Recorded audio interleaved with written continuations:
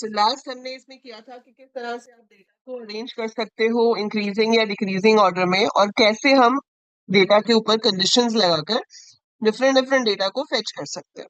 ठीक है, तो अगर मेरे पास ये कंप्लीट डेटा है एम्प्लॉय टेबल का, जिसको मैं अब सॉर्ट वगैरह नहीं कर रही हूँ, I am just getting this data, fine.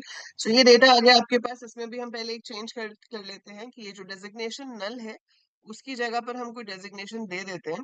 So let it be accountant. ठीक है, अगर हम इसको भी अकाउंटेंट करना चाहते हैं तो हम कौन सी कमांड यूज करेंगे?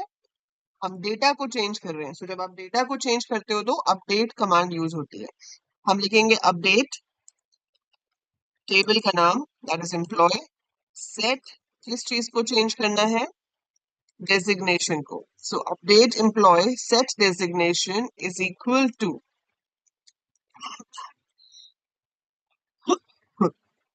accountant where designation is null. Now if you see, आपका ये डेटा आ गया। ठीक है, अब देखो यहाँ पर बहुत सारे एम्प्लॉयज हैं, आप यहाँ पे देखना चाहते हो कि एवरेज सैलरी कंपनी की कितनी है। ठीक है, अगर आप एवरेज सैलरी देखना चाहते हो तो we have a function defined जिसका नाम है एवीजी।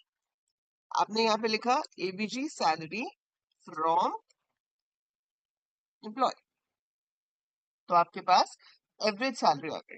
अगर आपको टोटल देखना होता कि कितनी सैलरी पे की जा रही है तो आप यहाँ पर इस एवीजी की जगह सम नाम के फंक्शन का इस्तेमाल कर सकते थे और वो सारी सैलरीज का टोटल करके दिखा देता हूँ। तो इन चीजों को, ये जो हम यहाँ लिख रहे हैं, इन्हें हम ग्रुप फंक्शंस कहते हैं। सो ग्रुप या फिर एग्रीगेट फंक्शंस। ठीक है, मल्टी रो फंक्शंस भी बोल सकते हैं। तो ये मल्टीपल वैल्यूज पे काम करते हैं और आपको एक रिजल्ट देते हैं। अगर आपको मिनिमम सैलरी चाहिए तो आप मिन लिख सकते हो, मैक्सिमम चाहिए तो मैक्स लिख सकते हो। अब आप देखो कि जो रिजल्ट वो दिखा रहा है उसकी हेडिंग में मिन सैलरी मैक्स सैलरी लिखा हुआ है। हम चाहे तो यहाँ पर अलाइसिस दे सकते हैं। अलाइसिस मतलब another name for the column. जैसे मैंने लिख दिया एज लोएस्ट सैलरी। ठीक है, बीच में स्पेस है इसलिए डबल कोट्स देना जरूरी है, अदरवाइज डबल कोट जरूरी नहीं होता। और फिर मैंने लिख दिया as highest salary and we press enter. So lowest salary is 28,000, highest salary is 78,000। ठीक है, तो अब आप देख रहे हो कि जो हेडिंग्स आ रही है ना, if you could see the headings, तो हेडिंग्स में पहले क्या आ रहा था, यहाँ पे देखोगे तो पहले हेडिंग थी मिन सैल मैक्स सैल, अब क्या है? Lowest salary highest salary. ठीक है, so we are getting it like this. समझ में आया? This is called alias. ठीक है, अलायस मींस निकनेम, जैसे हम पाइथन में भी देखते हैं। So it's just a nickname for the existing value. Fine. अब हमारे पास ये जो हमने यहाँ पे यूज किए, इन्हें आप क्या कहते हो? Aggregate functions. प्रीडिफाइंड फंक्शंस है जो कि एक काम कर रहे हैं, so इनको एग्रीगेट फंक्शंस भी कह सकते हैं। मल्टीपल रोज पे काम कर रहे हैं तो इनको मैं मल्टी रो फंक्शंस भी बोल सकती हूँ। इनको मैं ग्रुप फंक्शंस भी बोल सकती हूँ because they are working on multiple rows. और सिर्फ 5 है हमारे पास। एवीजी जिसका काम है एवरेज कैलकुलेट करना, सम जिसका काम है टोटल करना, मिन इसका काम है मिनिमम वैल्यू निकालना, मैक्स मैक्सिमम मतलब सबसे बड़ी वैल्यू निकालना, and we have one more जिसका नाम है count. Count is to count the number of rows. अब ये काउंट एक ऐसी चीज है कि इसके ऊपर 100% एक क्वेश्चन आता ही आता है, तो वो दिखाती हूँ कि कैसे और क्या आता है। ठीक है, बट सबसे पहले एवीजी स्टैंड्स फॉर एवरेज। ठीक है, आप न्यूमेरिक वैल्यूज की ही एवरेज निकाल सकते हो, जो आपके पास वैरकैर है या डेट है उसकी एवरेज नहीं निकल सकती है ना। सो अगर हम एवरेज निकाल रहे हैं तो एवरेज सिर्फ न्यूमेरिक वैल्यूज की ही निकल सकती है। सिमिलर वे सम जो आप निकालोगे वो भी न्यूमेरिक वैल्यूज का ही हो। ठीक है, मिन मैक्स ये स्ट्रिंग्स का भी हो सकता है, डेट्स का भी हो सकता है, न्यूमेरिक वैल्यूज का भी हो सकता है। जैसे जैसे अगर आपके पास नंबर्स हैं तो सबसे छोटा जो नंबर है वो मिनिमम हो गया, है ना। अगर आपके पास डेट है तो जितनी पुरानी डेट होगी वो आपकी सबसे छोटी डेट मानी जाएगी। जितनी लेटेस्ट डेट होगी वो आपकी सबसे बड़ी डेट मानी जाएगी। नाउ अगर मैं टेक्स्ट ले लूं, जैसे मैंने नेम ले लिया, select min name comma max name from employee. So min name में क्या आ गया? अरविंद। मैक्स नेम में क्या आ गया? रोहन। क्यों? क्योंकि ए पहले आता है। अल्फाबेटिकल ऑर्डर में अगर आप देखोगे तो ए बी सी डी, अगर मैं देखूं तो ए कहीं पहले आता है और आर कहीं बाद में आता है। तो इसलिए अरविंद जो है वो पहले आया मिनिमम में, और रोहन जो है वो आपका बाद में आया। ठीक है। सो मैक्सिमम सबसे पुरानी डेट आपकी मिनिमम होगी, सबसे बाद की डेट जो होगी वो आपकी मैक्सिमम। ठीक है। लेकिन सम और एवरेज सिर्फ न्यूमेरिक वैल्यूज पे काम करते हैं। अब काउंट का क्या रोल है? काउंट का रोल है टू काउंट द वैल्यूज। जैसे आपने लिखा select count name from employ, 6 names. ठीक है। किसी भी कॉलम का नाम दोगे सेम ही आएगा। आप काउंट सैलरी करोगे तो भी इतना ही आएगा। नाउ ये इकलौता फंक्शन है, टी रहेगा। ये इकलौता फंक्शन है जिसकी ब्रैकेट्स में आप कोई कॉलम का नाम ना लिख के स्टार लिख सकते हो। आप सम के साथ ब्रैकेट में स्टार नहीं लिख सकते, आप एवरेज के साथ ब्रैकेट में स्टार नहीं लिख सकते, मिन मैक्स के साथ नहीं लिख सकते। सिर्फ काउंट एक ऐसा फंक्शन है जिसकी राउंड ब्रैकेट्स में मैं स्टार दे सकती हूँ। That means I have to count the number of rows. Last year question आया था, which of the following cardinality of the table. तो कार्डिनैलिटी ऑफ द टेबल किससे दिख रही है? इसी कमांड से ना। सिलेक्ट काउंट ब्रैकेट में star from employ will show you the number of rose.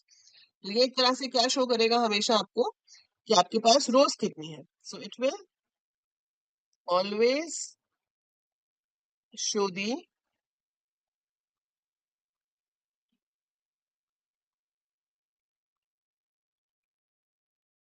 cardinality of the table, that is number of rows। अगर हम यहाँ पर स्टार की जगह कॉलम का नाम देते हैं तो उसमें वो सिर्फ नॉट नल वैल्यूज को काउंट करता है। मतलब अगर कोई वैल्यू ऐसी है जो नल है तो वो काउंट नहीं होगी। काउंट क्या, कोई भी ग्रुप फंक्शन हो, अगर आपके पास नल है वैल्यू तो वो नल वैल्यू इग्नोर हो जाती है। ठीक है। जैसे कि अगर मैं यहाँ पर अभी देखूं show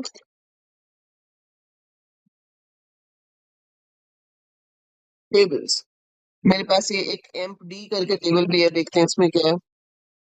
select star from emp D, let's say we have this. But कोई फायदा नहीं है इसमें, हमारे पास कुछ नहीं है। Let it be select star from project, जैसे ये है। ठीक है। अब इसमें अगर आपने यहाँ पे लिखा सिलेक्ट स्टार फ्रॉम प्रोजेक्ट, अगर मैं यहाँ पे लिखती हूँ select count star from project, so it will give मी 6, क्योंकि 6 प्रोजेक्ट्स हैं। ठीक है। अगर आपने यहाँ काउंट में पी नेम लिखा होता, that is the project name, तो भी 6 आता, क्योंकि 6 प्रोजेक्ट के नाम है। लेकिन उसके बाद बजट में यहाँ पे नल है, मैनेजर में यहाँ पे नल है, लोकेशन में यहाँ पे नल, मतलब कहीं ना कहीं नल है। तो अगर मैं यहाँ पर मैनेजर पे लिख देती हूँ select count,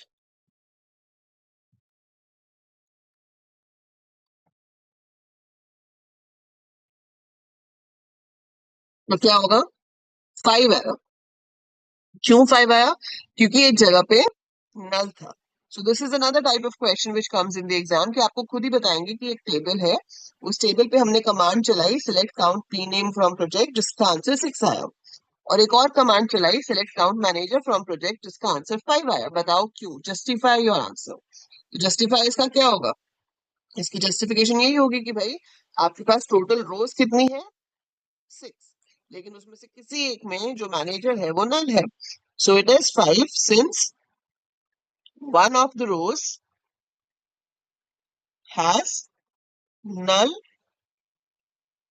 in the manager column, और जो नल है वो काउंट नहीं होता है। ठीक है। सो ये चीज आपको हमेशा ध्यान में रखनी है कि जो नल वैल्यू है वो आपकी कभी भी यूज नहीं होगी इन योर कैलकुलेशंस।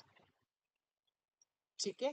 सो कभी भी यूज नहीं होगी। अगर आप यहाँ पर सम एवरेज वगैरह भी निकाल रहे हो तो वहां पे भी नहीं होगी। जैसे आपने अभी ये देखा, आप यहाँ पे बजट निकालना चाहते हो एवरेज, एवरेज बजट देखो सम करोगे तो वैसे ही नल तो जीरो कंसिडर हो जाएगा, सम के केस में तो कोई फर्क नहीं पड़ता। बट अगर आप एवरेज भी निकालते हो यहाँ पर, आप निकालते हो सिलेक्ट एवरेज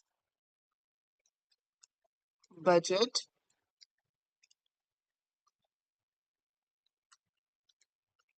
फ्रॉम प्रोजेक्ट। तो अगर आप अब इसका टोटल भी कर लोगे, 7,000, 9,000, 4,000 और ये दोनों को ऐड करोगे, तो आप डिवाइडेड बाय 5 करोगे, डिवाइडेड बाय 6 नहीं करोगे, क्योंकि आपने 5 वैल्यूज ऐड करके उसको 5 से डिवाइड करना है। 6 वैल्यू गिनते ही नहीं है, 6 वाला काउंट नहीं होता है, राइट? 6 वाला काउंट नहीं होता है। That is how it works.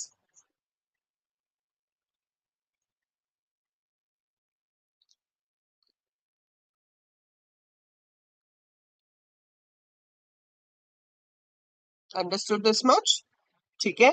सो ये तो हो गए 5 एग्रीगेट फंक्शंस। मैं आपको नल के साथ एक और चीज करके दिखाती हूँ। जैसे देखो मैंने यहाँ पर लिखा सिलेक्ट बजट प्लस, मैं एक्स्ट्रा दे रही हूँ 500 रुपए फ्रॉम प्रोजेक्ट। मेरे को प्रोजेक्ट का नाम भी शो करना है। तो आप देखोगे कि जहां पे नल है उसमें 500 ऐड करने पे भी नल ही आया। सो नल के साथ कोई भी ऑपरेशन हम परफॉर्म करेंगे, नल के साथ प्लस करो, मल्टीप्लाई करो, कुछ भी करो, it will always give you a null result. So null के ऊपर कोई ऑपरेशन परफॉर्म नहीं होता है। ठीक है, null will always give you a null result, always remember that. ठीक है, एक चीज ये हो गई। अब इसमें हम कंडीशंस लगा सकते हैं, जैसे कि आपको यहाँ पर कुछ भी चाहिए, आपको यहाँ पर देखना है कि दिल्ली लोकेशन वाले कितने प्रोजेक्ट्स हैं। तो आपने क्या लिखा,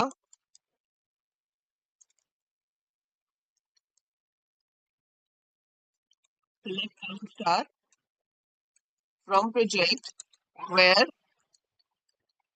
location is equal to Delhi. So select count star from project where location is equal to Delhi. ऐसे ही अगर आप मुंबई वाले देखना चाहते थे तो ये मुंबई वाले आ गए।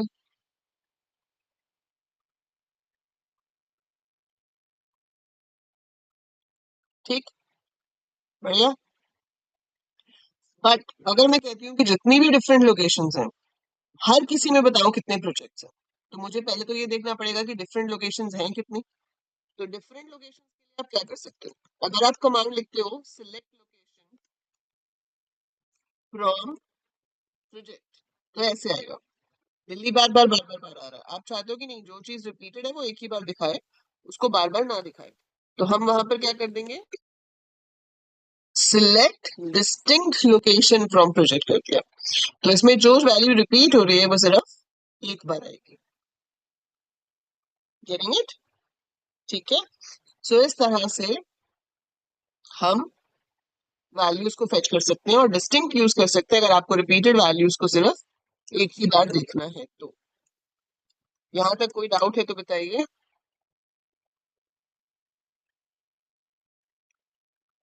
Update project set location.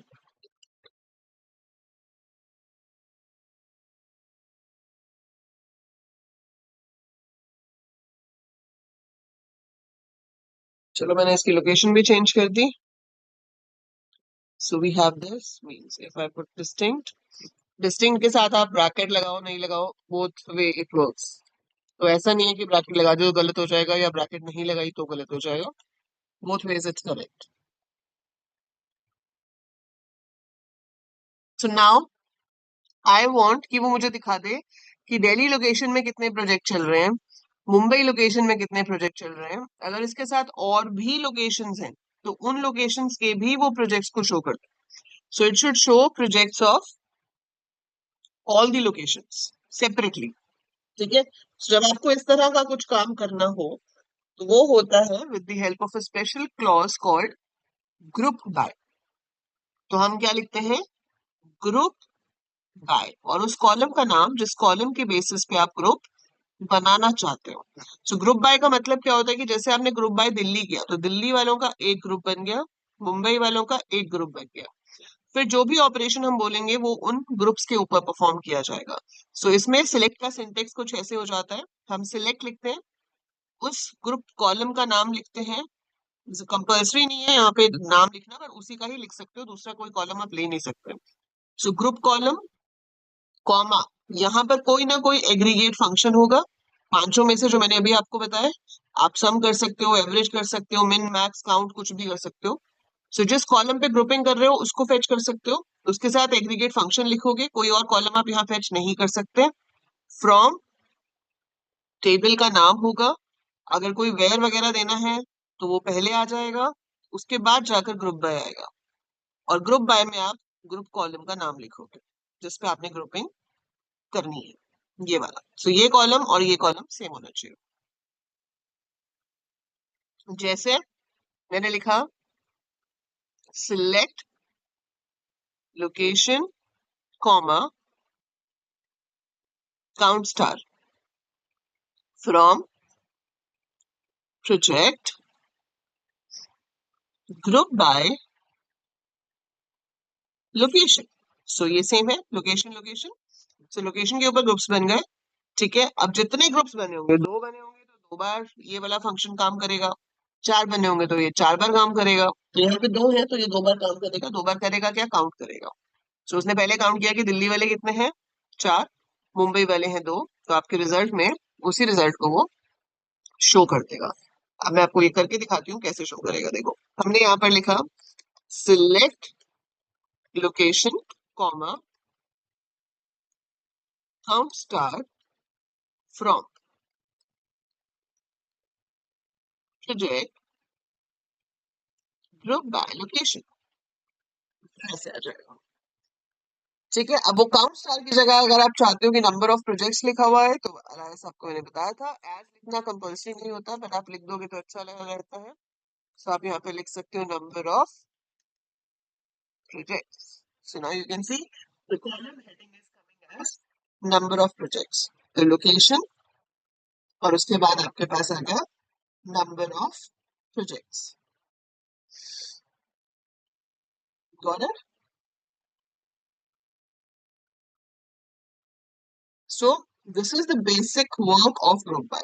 तो जब भी आपको क्वेश्चन में कहा जाए कि सिटी वाइज, या फॉर ईच सिटी, या फॉर ईच पर्टिकुलर थिंग, कुछ भी जहां पे ग्रुप्स बन सकते हो और आपको पांचों में से कोई ग्रुप फंक्शन परफॉर्म करना हो, सम मिन मैक्स काउंट, तो दैट मीन्स कि वहां पर ग्रुप बाय लगेगा, ठीक है।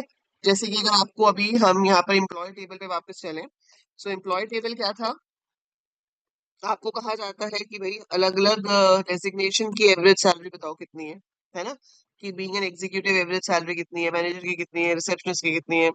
सो अगर आपको वो निकालनी है तो क्वेश्चन क्या है, display the average salary earned by each designation. तो आप क्या लिखोगे, select designation comma AVG in bracket salary from employ. अगर मैंने सिर्फ इतना लिख दिया तो एरर आ जाएगा, ये अलाउड नहीं है, आपको इसके आगे लिखना पड़ेगा कि आप ग्रुपिंग कर रहे हो। So group by designation. Now this is okay,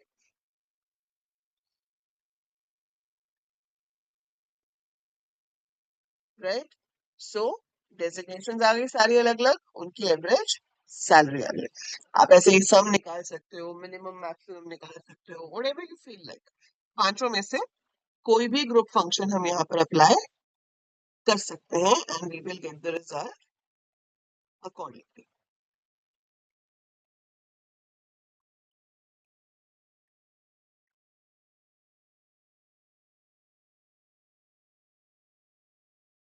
clear है?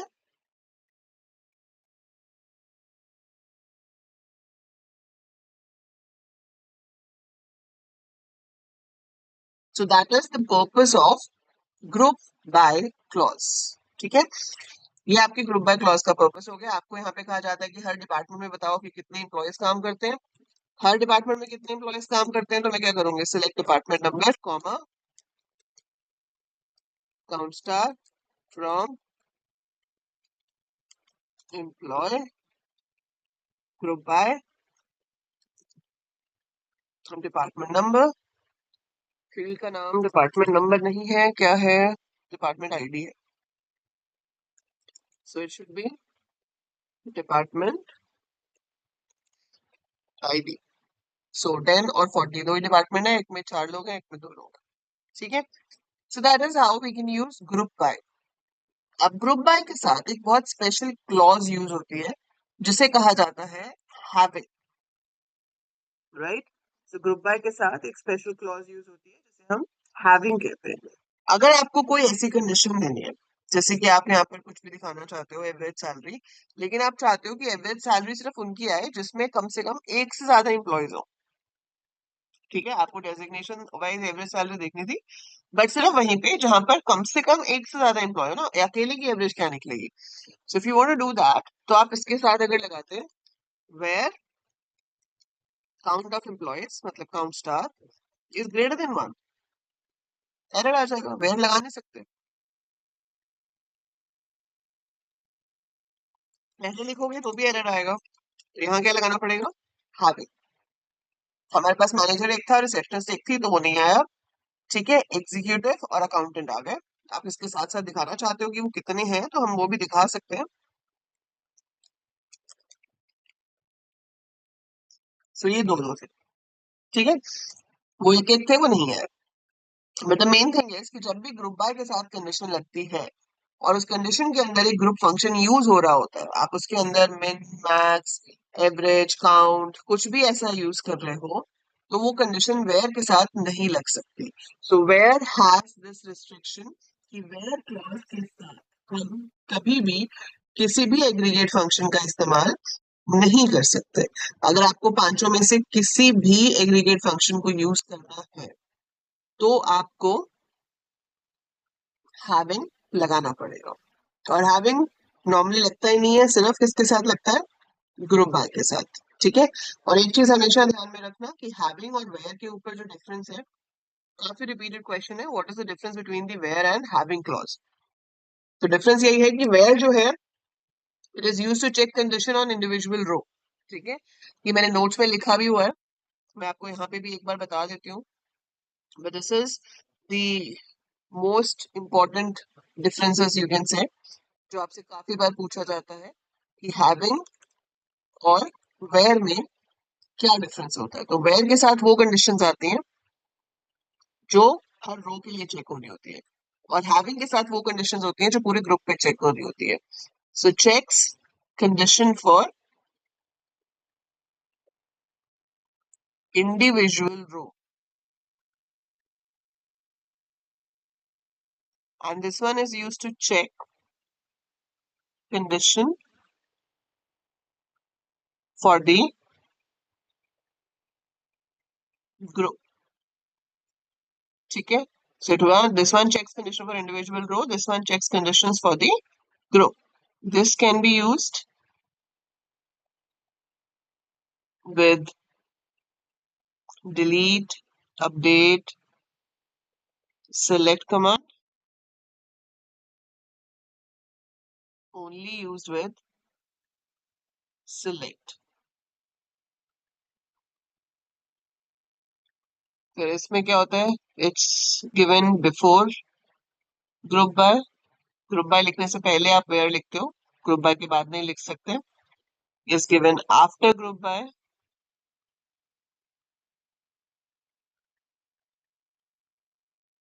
Can not use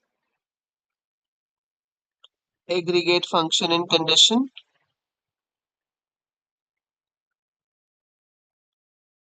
this one uses aggregate function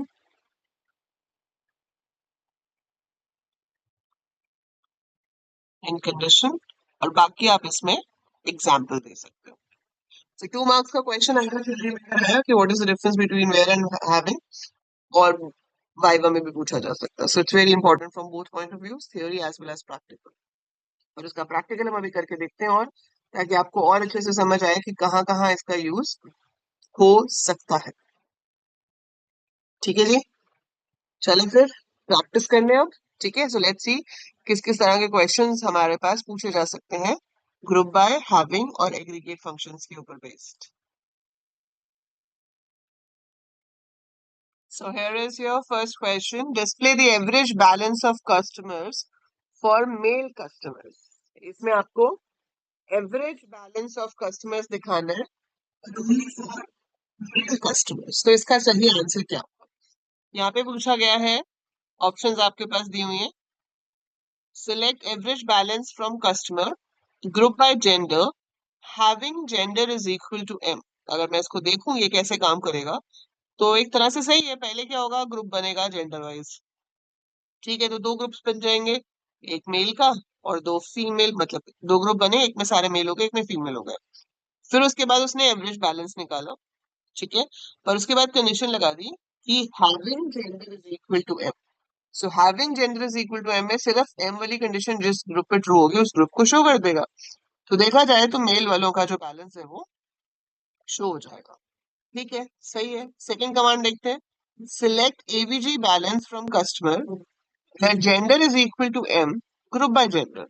तो इसमें क्या लगाया है, where पहले काम करता है before you make the groups। तो where gender is equal to m, तो इसमें तीन जो जेंडर m वाले थे वो पहले सिलेक्ट हो जाएंगे। ठीक है, फिर उनमें से ग्रुप होगा, तो अब ग्रुप एक ही बनेगा क्योंकि पहले ही आपने m वाले सिलेक्ट कर लिया। तो ग्रुप बाय जेंडर करोगे, एक ही ग्रुप बनेगा, उसका एवरेज बैलेंस आ जाएगा। फिर है select average balance from customer where gender is equal to m। तो ये सबसे सिंपल कमांड है, लेकिन रिजल्ट तीनों का सेम आएगा। सो तीनों के केस में आपके पास एवरेज बैलेंस आ जाएगा मेल का, but this is the easiest command to do the same thing. हाँ, अगर मुझसे पूछा जाता कि मेल और फीमेल का अलग अलग बैलेंस बताओ, तो आप ग्रुप बाय लगाकर अलग अलग बैलेंस निकाल सकते थे। पर जब किसी एक का ही करना है तो हम सीधे कंडीशन लगा सकते हैं, select average balance from customer where gender is equal to M. Okay, display the number of male and female customers whose name starts with A। ठीक है, तो आपको मेल एंड फीमेल कस्टमर्स अलग अलग बताने हैं जिनका नाम ए से शुरू होता है। तो देखो, इसमें पहली चीज कि जो नाम ए से शुरू होता है वो कंडीशन इंडिविजुअल रो पे चेक होनी चाहिए, है ना। तो सबसे पहले आपको ये डिसाइड करना है कि कंडीशन ग्रुप के ऊपर चेक हो रही है या कंडीशन इंडिविजुअल रो पे चेक हो रही है। तो हर बंदे का नाम अपना अलग होगा, हर इंसान का नाम अपना अलग होगा। वो इंडिविजुअल रो है, वो ग्रुप का पार्ट नहीं है, मतलब वो ग्रुप पे बेस नहीं है, वो अपना खुद का नाम है सब किसी का। तो इंडिविजुअल कंडीशन चेक हो रही है, तो ये name like A percentage having के साथ तो हो नहीं सकता क्योंकि वो इंडिविजुअल चेक हो रही है और हैविंग ग्रुप पे चेक करता है। तो वेयर के साथ होगा। ठीक है, अब इसमें वेयर लगाया है इन्होंने ग्रुप बाय से पहले, इसमें वेयर लगाया है ग्रुप बाय के बाद। वेयर कभी भी ग्रुप बाय के बाद नहीं आता, तो ये नहीं हो सकता। बताइए, so select gender comma count star from customer where name like A percentage group by gender. So this is correct. तो पहले वेयर चलेगा, वो सिर्फ उन लोगों को निकालेगा जिनका नाम ए से शुरू होता है, वो बाय चांस दो ही है हमारे पास यहाँ पे। फिर वो उसका ग्रुप करेगा जेंडर वाइज, तो एक मेल एक फीमेल, आंसर आ जाएगा जेंडर M1F1। ठीक है, सो अगर आपको आउटपुट पूछ लिया जाता है पेपर में कि इसका आउटपुट बताओ, तो आप कैसे लिखोगे, जेंडर काउंट स्टार M1F1, वो है जिनका नाम ए से शुरू होता है। अदरवाइज आपके पास मेल 3 है, फीमेल 2 है यहाँ पे।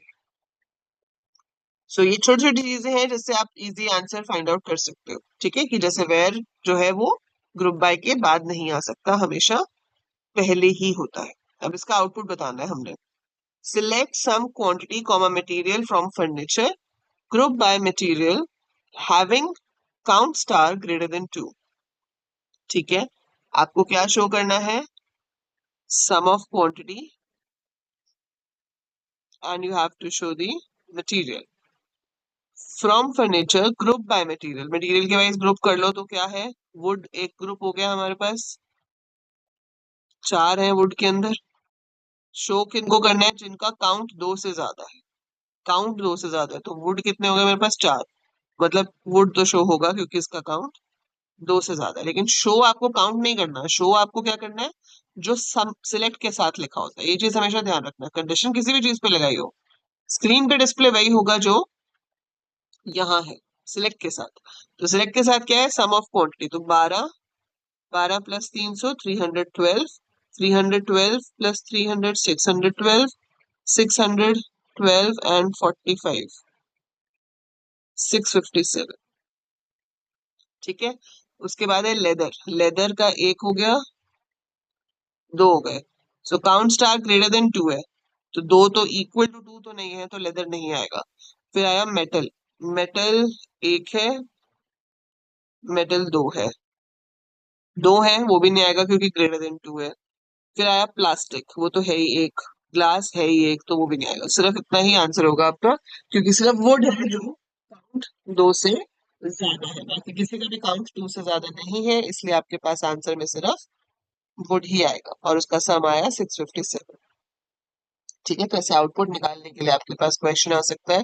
देन आपके पास ये टेबल गिवन है, विच आर ईदर ग्लास और लेदर मटेरियल। तो आपको इसमें से वो वाले फर्नीचर की डिटेल्स दिखानी है जो कि या तो लेदर मटेरियल से बने हैं या फिर ग्लास से बने। ठीक है, सो ये देखो, select star from furniture where material is equal to glass and material is equal to leather. This is same as the example I told you, कि जहां पर हमने कहा था कि class is equal to 10th and class is equal to 12th। अब या तो बच्चा 10th में होगा या 12th में होगा ना, दोनों में तो नहीं हो सकता। तो एंड लगाने से क्या आ जाएगा, एम्प्टी सेट। या तो मटेरियल आपका ग्लास होगा या मटेरियल लेदर होगा। ग्लास है तो लेदर नहीं हो सकता, लेदर है तो ग्लास नहीं हो सकता, तो एंड का आंसर तो हमेशा फॉल्स ही आएगा, क्योंकि इसमें दोनों में से एक कंडीशन फॉल्स होगी ही होगी फॉर श्योर। तो और होता तो सही आंसर होता। ठीक है, so select star from furniture where material is equal to glass or material is equal to leather. This is good. Select star from furniture where material in glass comma leather. This is also correct. So B and C will give you the correct answer in this. A नहीं देगा, A में आपका empty set आ जाएगा। ठीक है, okay, to display the F number, F name, quantity of all those furnitures from table furniture whose quantity is between 200 to 400। ठीक है, तो इंक्लूसिव अगर हम मान के चलते हैं, वैसे यहाँ पे मेंशन नहीं है कि इंक्लूसिव लेना है या नहीं। तो अगर आप यहाँ पर आंसर करते हो, बाय चांस मान लो पेपर में ऐसा क्वेश्चन आता है, तो आप यहाँ पर क्या करोगे, एज्यूमिंग इंक्लूसिव है 200 टू 400, तो ये दोनों सही होंगे, ये दोनों सेम मतलब है। और अगर इंक्लूसिव नहीं है तो option number A will be your correct answer. Inclusive मतलब 200 होने पे नहीं दिखाएगा, 400 होने पे नहीं दिखाएगा, अगर इंक्लूसिव नहीं होगा तो। इंक्लूसिव है तो 200 पे भी दिखाएगा, 400 पे भी दिखाएगा, बीच में वैल्यू होगी तो भी दिखाएगा। To count number of furniture made by each material from table furniture which are not supplied by S01। तो each का मतलब है मटेरियल के वाइज ग्रुपिंग होगी, सप्लायर की कंडीशन जो है वो वेयर में आएगी।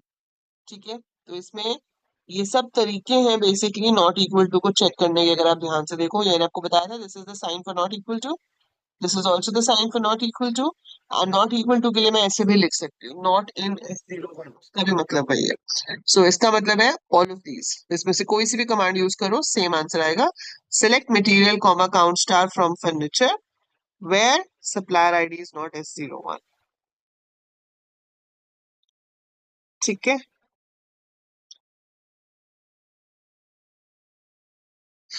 Order by, we know order by हमेशा एंड में होता है, तो इसलिए इसका आंसर ए जो है वो आपका करेक्ट है। ऑर्डर बाय कभी भी वेयर से पहले नहीं होता। Select max salary from salesman where bonus is equal to null. So none of these. Null के साथ अगर आप कंडीशन चेक करते हो तो एरर नहीं आता। ठीक है, बट वो कुछ रिजल्ट भी नहीं दिखाता। तो इसका सॉल्यूशन क्या होगा, what should be the solution for this. फटाफट से लिखो कमेंट्स में, बताओ मुझे what should be the solution for this. इस क्वेरी में क्या प्रॉब्लम है, क्या ठीक करूं मैं यहाँ पर, क्या ठीक करूं जिससे ये प्रॉब्लम सॉल्व हो जाए। यहाँ पर बोनस इक्वल टू नल की जगह आपको करना पड़ेगा बोनस इज नल, क्योंकि नल इक्वल टू साइन से कंपेयर नहीं होता है, इज लगाना पड़ेगा, बोनस इज नल। ठीक है, now select count salary minus count bonus from salesman. Sales salary देखो मेरे पास कितनी है, 1 2 3 4 5 6 7 8। बोनस 3 जगह पे नल है, मतलब 5 जगह पे बोनस है, तो it's count salary will give me 8, count bonus will give me 5, minus करेंगे तो 3 आएगा। So option number C should be your correct answer. So that is it अभी के लिए। और आपको एक क्वेश्चन दे देते हैं जो आप करेंगे एज होमवर्क। ठीक है, so you have to write down the commands for that.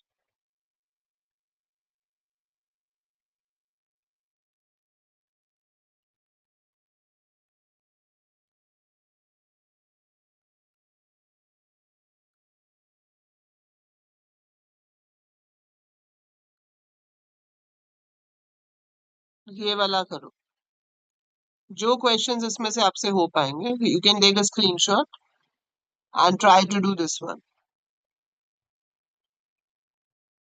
ठीक है जी, अगर कहीं ज्वाइन होगा वो आप स्किप कर सकते हो, बट बाकी आप करोगे। ज्वाइन जो नेक्स्ट क्लास में करेंगे। सो वी विल सी कि फॉरेन की जो हमारा कंस्ट्रेंट्स वाला टॉपिक भी रह गया था, so we will be learning about more constraints other than primary की।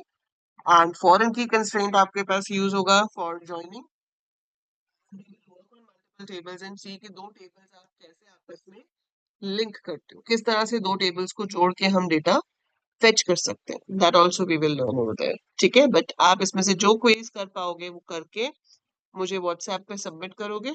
ठीक है, सो solve the answers, submit me on the WhatsApp, और जो लोग यूट्यूब पे देख रहे हैं आप कमेंट्स में इसके आंसर्स लिख सकते हैं। सो that is it for group by and having.